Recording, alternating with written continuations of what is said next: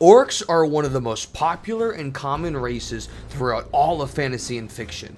They embody violence, brutality, and a thirst for vengeance against all those who have wronged them. No one represents these values better than Gruumsh One-Eye, the god who never sleeps, patron deity of all orcs. Gruumsh has been around since the beginning and has had a very tumultuous relationship with the other gods, and he is driven by a single purpose: revenge. First edition sets the stage and establishes Gruumsh as a greater god of all orcs. It is said that his name is never spoken by non-shaman orcs, who refer to him only as he who watches or he who never sleeps. And the orcs believe that he watches each and every one of them and judges them fit or unfit. He has a singular eye in the middle of his forehead, and he wears gleaming black plate mail, holding a flaming torch in one hand and a great iron spear in the other. Not too much is said about what Gruumsh is up to in the first edition, besides the fact that he commands a mighty army of spirit orcs in hell that war continuously with a similar army of spirit goblins controlled by Maglubiet.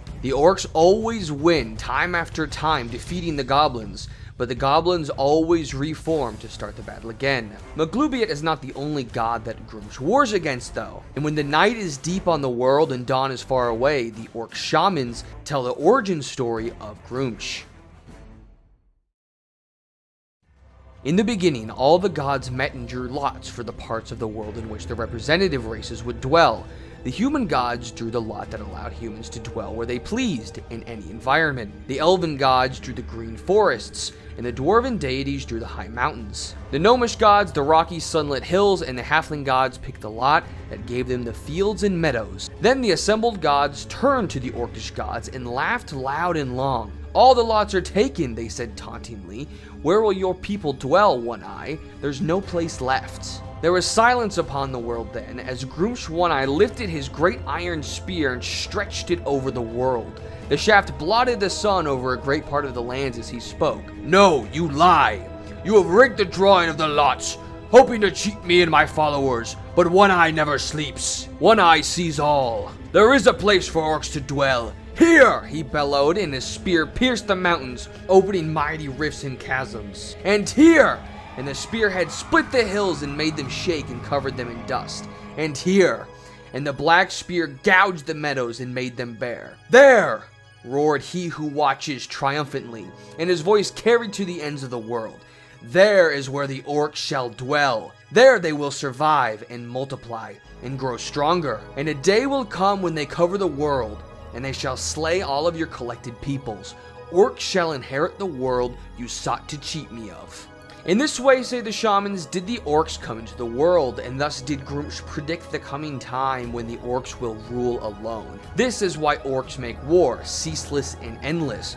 War for the wrath of Gruumsh. So as Gruumsh was cheated out of the world, he made a promise to the other gods and his own people that the orcs would eventually reclaim everything. Eventually they would consume all. Among these gods that disagreed with him was the elven deity Corellon. The shamans tell of a story in which Corellon tried to shoot out Gruumsh's eye, which is sacrilege, with his bow, but failed of course. It is not considered important that Gruumsh started the fight by trying to paralyze the elven god with his spear. The shamans say Corellon deserved it, and I for one agree. Because of this incident, orcs especially hate elves in addition to all of the other races. So in first edition, they established that Gruumsh is in at least 3 never-ending wars, with the elves, the dwarves, and the goblins in hell. They certainly set the stage in first edition for Gruumsh to be one of the most important and powerful gods throughout all of D&D. In second edition, Gruumsh continues as the undisputed head of the pantheon of the orcs. In this edition, they add a lot of depth to the character of Gruumsh and some of the hardships he's faced. It's said that in prehistory, 1 or 2 now unknown orc gods conspired to depose he who never sleeps, and were destroyed utterly. Since that time, Gruumsh has ruled the other orc gods with an iron grip.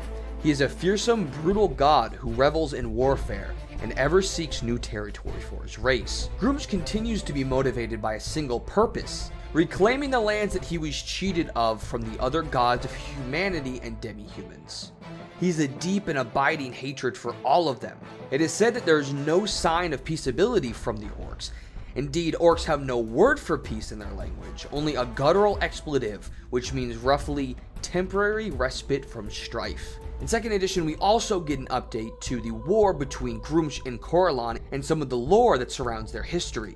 It is said that Gruumsh hates Corellon for defeating him in battle. It is said by some that he actually had 2 eyes and lost one to Corellon, but orcs deny that he lost an eye to Corellon, and I for one believe them. The orcs say that the elf god could not win in a fair fight, and so he tricked and cheated Gruumsh with magic, which gave him the upper hand in the battle. They also expand on the hatred of dwarves and their gods. The tales show how Gruumsh and the elder orcs fought for control of the mountains, but the dwarves overcame them for the time, a temporary setback for the orcs. We also get some background on the orcish homeland of Nishrik. As the head of the group, Gruumsh must make sure that the orcs and their powers are well taken care of and that they survive no matter what.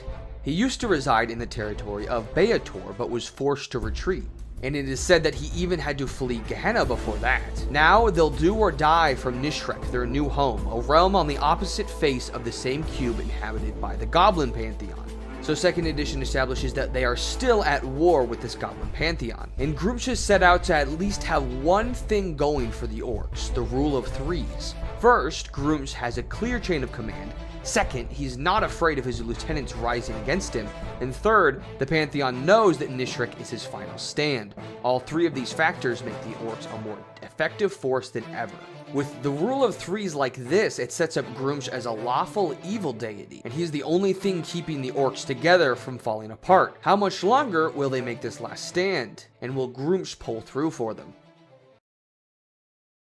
Gruumsh is strong enough that he does not need to change for the additions, as he is relatively consistent throughout the first 3. He is still driven by this singular goal of taking back all of the lands from the other deities. Even in 3rd edition, he cannot escape Corellon. For almost every time one is mentioned, the other is mentioned, as their war with each other is legendary. Gruumsh is now also described as chaotic in this edition, completely flipping alignments. I believe this to be elven propaganda. More elven propaganda in this is a detailed recounting of the event between Corellon and Gruumsh, where it is said that millennia ago, a well-placed arrow from Corellon put out one of Gruumsh's eyes. But Gruumsh, using magic, got revenge on him pretty immediately by whisking away one of the world's most beautiful elven communities, the Misty Isle. And I say the world is better off without it. And neither Corellon's personal power nor the combined prowess of the elven nations was able to glean so much as a hint as to where Gruumsh had placed the hidden Misty Isle. Gruumsh also grows a bit more generous in this edition, and details how he gives his clerics a gift. Gruumsh will fling a spear at a cleric he is annoyed with. If that cleric then atones for the transgression and keeps the spear, it becomes a spear of retribution, priced at 14,000 gold pieces. What a generous god.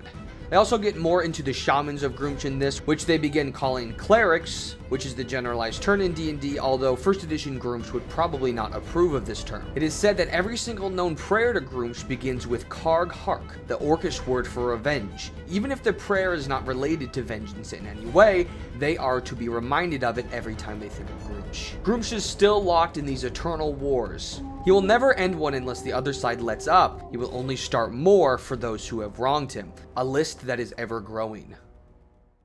In 4th edition, we get even more background with Gruumsh and the elves. The enmity between Corellon and Gruumsh is legendary. It began before the 2 deities expanded their power bases to include non-Eladrin and non-orc worshippers, respectively, before their grudging cooperation out of necessity in the Dawn War, and even before the creation of the mortal races. In part, they hate one another because they are diametric opposites. Gruumsh with his strength, impossible vitality, and berserker rage, against Corellon, who is a little bitch.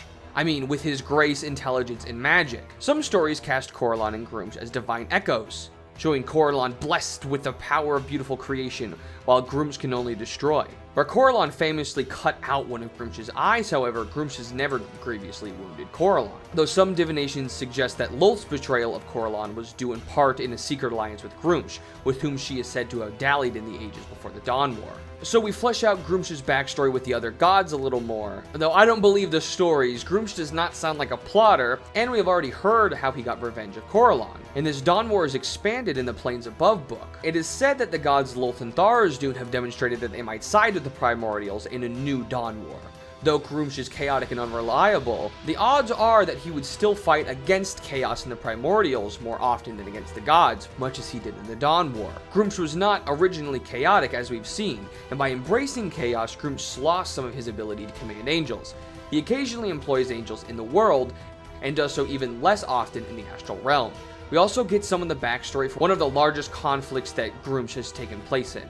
Gruumsh starts another eternal war, this time with the god of war Bane. It's said that Gruumsh decided to take down Bane the moment he became a god himself, when Bane killed the prior god, Turin. Gruumsh took his dominion Nishrek, which he still holds on to, and crashed it into Bane's dominion. Apparently this would have took eons of planning and taken a tremendous amount of divine power. All the while Gruumsh was planning this, him and Bane fought on the same side in several battles, and opposing sides in others. It excuses this behavior as chaotic, but I don't see this as chaotic behavior at all. Gruumsh is more calculating and patient than the other gods take him for. So Gruumsh's dominion of Nishrek crashed into Bane's dominion Chernagar, an act that should have torn both dominions apart, and now they are locked in a never-ending war. Visitors to this plane for the first time might mistake it as the Nine Hells, as another eternal battle that Gruumsh got himself into rages across the two dominions, which are now joined. As with a lot of these eternal wars, both sides are resurrected over and over again, so the conflict cannot end unless an event significantly changes the field. 4th edition, we also get 3 simple tenets that the One-Eyed God gives to his followers. Conquer and destroy, let your strength crush the weak, and do as you will and let no one stop you. As long as that will is getting yourself locked into never-ending wars. And finally, 5th edition. 5th edition flushes out his relationship with orcs and half-orcs. And it is said since he created the orcs, even those orcs who turn away from his worship can't fully escape his influence. They hear the whispers of Gruumsh in their dreams, calling them to unleash the rage that simmers within them. 5th edition also talks more about Gruumsh the family man. He has a wife, the mother deity of orcs, Luthik, the goddess of fecundity, caverns, and witchery. And he also has a son, Bogtru, the god of pure, brute strength, renowned for his power, but disdained by some for his oafishness. And from 1st all the way to 5th, Gruumsh has not let go. Gruumsh's iron will has never let up, as he still leads his orcs on a mission of ceaseless slaughter, fueled by an unending rage that seeks to lay waste to the civilized world and revel in its anguish, in order to spite the gods who spurned him. We get back to the eternal war on Nishrek, and this one goes back to saying that he is warring with Maglubiet instead of Bane, so the orcs go back to the infinite battlefield against their goblin enemies. Luthik also joins the war in this one though, as she takes a longer view. She understands the cosmic implications of Maglubiet's attacks. To prevent the goblinoids from outstripping her people in population, she urges the orcs to have many offspring and teach them the ways of battle, not only for survival in the material world, but to keep Maglubiet at bay in the conflict. And though many believe that this war will go on forever in a stalemate, a different view is put forth by the Archmaid Tazunk, who notes that Maglubiet has never faced a foe as ferocious and protective as Luthik. He predicts that the war will end with Luthik, the only deity standing, as the Cave Mother ascends to rule her warrior children. Obviously a fairy tale, as Gruumsh cannot die. And so all the way through 5th edition, we have a consistent, concise story of Gruumsh One-Eye, the god who never sleeps, patron god of all orcs, rages on against elves, dwarves, goblinoids, and they will never have expected such a fierce foe as Gruumsh. He is the orcs firmly in his grasp, and they follow him until the ends of the earth, fighting for him in the prime material, and then on again in the afterlife in Nishrek. And so our story is complete. Except they did just release the character Origins Unearthed Arcana for 1D&D, and actually we get a glimpse at Gruumsh. Surely they resolved one of his conflicts, said that Gruumsh has won and the orcs have taken over the world. And so it is written, on many worlds orcs occupy territory claimed by their ancestors. Their settlements and strongholds can be found almost anywhere. So it sounds like they won, while surely they have not stopped Gruumsh's vision of taking over the entire world against the deities who wronged him. And it says their descendants learn to live in harmony, for the orcs who don't have a word for peace, with their neighbors in the natural world. And to many of them, Gruumsh's wars are distant memories. Alright, let's stay in 5th edition.